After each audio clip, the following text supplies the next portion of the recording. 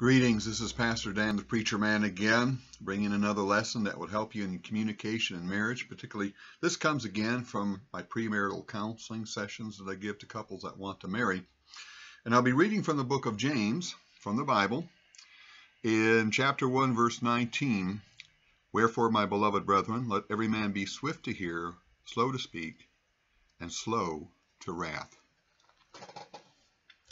So very good advice there. In fact, that particular verse basically sets up three teaching points that James has that follows in chapter 1, 2, and 3. But there's something that we can draw from that as three things in our communication: swift to hear, slow to speak, slow to anger. That's what couples need. So when we're talking about communication, particularly if you're having a discussion, maybe you have a disagreement on some points or trying to solve problems, it's helpful to have active listening skills. And that's what the swift to hear passage speaks to. And active listening skills are very crucial to good communication. In fact, when I'm teaching children from this verse, I ask them a question, two questions. How many ears do you have? And how many mouths do you have? And of course, every child will say 2 ears, 1 mouth. And then I ask the question, well, what is God telling you in His design? What's more important? If you have 2 ears and 1 mouth, and the children will conclude, well, we're to listen more than we are to speak. Listen. So as a person discussing, rather than waiting to jump in with your counterpoint or to prove your point, it's probably best to listen for understanding. Listen to hear their point, and if necessary, repeat it back to them. In other words, you're giving feedback. Say, well, you say this, and so I understand how you see the situation is, and then you put it in your words. Because when you can put it in your words, what they're dealing with, then you can have better understanding. So we're to listen. Listen. Listen to the other person talking. Give them time to speak. A good time is to do it in such a way that you learn to take turns speaking. Let them complete their thought and then say, okay, may I speak now? I know sometimes people will be in a rush and they want to say everything all at once and say, well, let's take one step at a time. How do you see the problem? How do you see the issue? Okay, what happened? And then listen. Listen, listen. And then be slow to speak. Try to speak in a way that you're not defensive. If there is an issue to be solved, the goal is always to think, solve the problem, not fix the blame. Now, sometimes what happens a lot of times, what may cause some confusion in communication. Let's say both the husband and wife works. And you come home together at the dinner table, and the wife just simply wants to share her day. And a lot of times the husband makes a false assumption, and that is she wants me to help her solve her problem. Well, a wise husband will let her continue sharing how her day went, how she had some challenges, and how she solved the problem. Now, if there's a lot of emotion, it may not be a good time to discuss a solution in that moment. It's okay to take a break.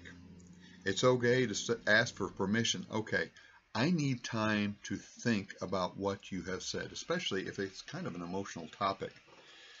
Some people need more time to digest information than others. Sometimes we have to remove our heart from it, our emotions from it. I mean, sometimes when something's really emotional, for me, for example, a lot of times I have to ask permission. I need to think, I need to take a walk.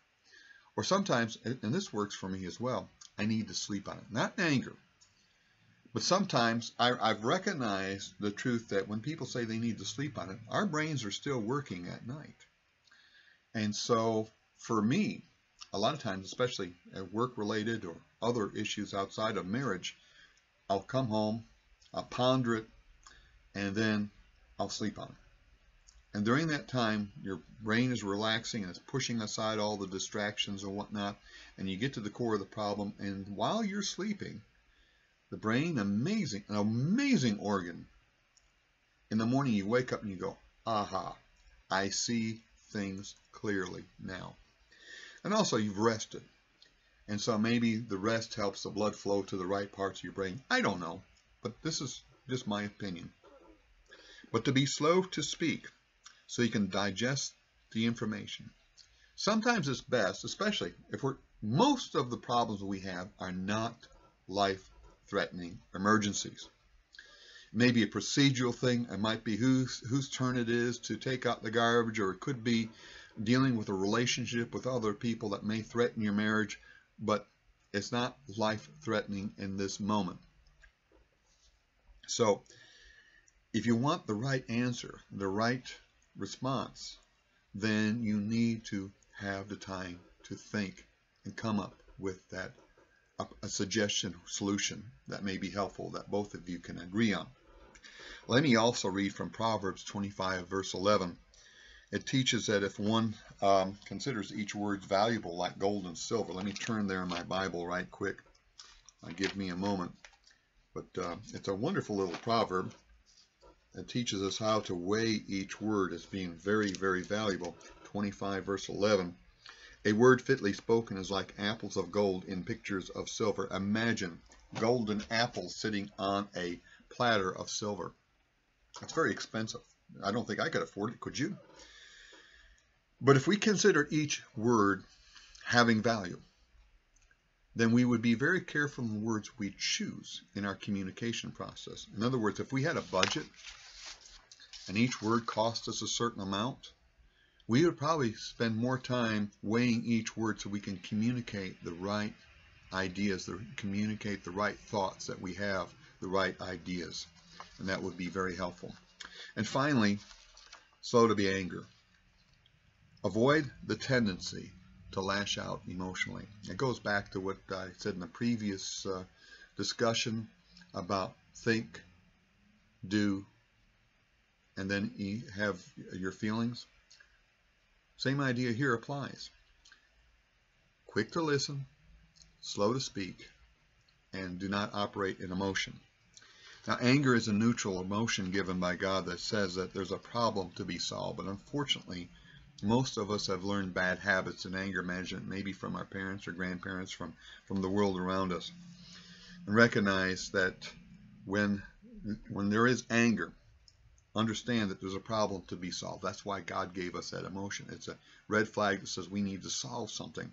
But it's not to be, in a way, to be abused, not to lash out, not to strike out in frustration, but to say, okay, we have a problem. We need to solve it. And let's do it in a biblical way. So let's be quick to hear, active listening, slow to speak, take time to think it through, using scripture and the guidance we find there, and using the right words, and thus avoid having that anger that lashes out. Okay, I hope you find this helpful. Take care, and God bless.